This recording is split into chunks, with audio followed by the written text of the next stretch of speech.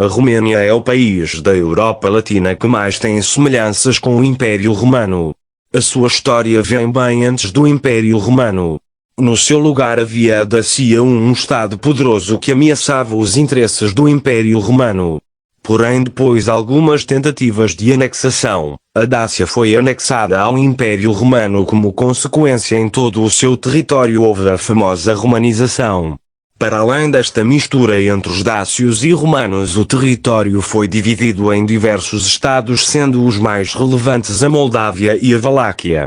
Após o Império Bizantino cair, a Moldávia e a Valáquia ficaram sob influência otomana, pois os otomanos anexaram os dois ex-estados romanos. Porém, após essa influência diminuir devido à presença dos russos sobre a região, em meados do século XIX acontece a Guerra Turco-Romena-Russa, onde no fim a Valáquia e a Moldávia declararam independência e se uniram formando o Reino da Roménia. No século XX a Romênia entrou na Primeira Guerra Mundial e declarou guerra aos impérios centrais, o que resultou na derrota dos romenos. Porém, após o fim do Império Russo, a Roménia pôde anexar a Bessarábia e mais tarde, depois da saída do Império Austro-Húngaro da guerra, pôde declarar guerra à Alemanha e no fim anexar a Transilvânia. A Moldávia não é um país tão conhecido, porém a sua história é tão longa quanto a da Roménia.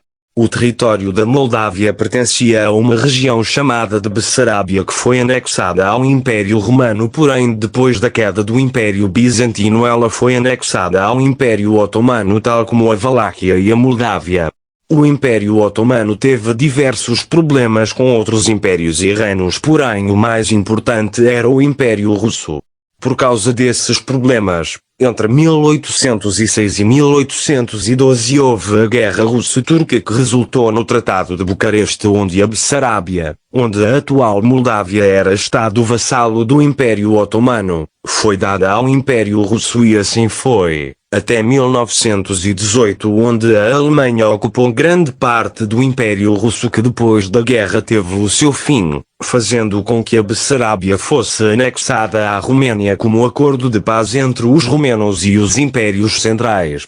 Porém, depois da Segunda Guerra Mundial, o território da Moldávia foi integrado à União Soviética, fazendo parte das 15 repúblicas socialistas soviéticas, ou URSS. Porém, como todos sabem, a União acabou e a Moldávia declarou independência em 1991.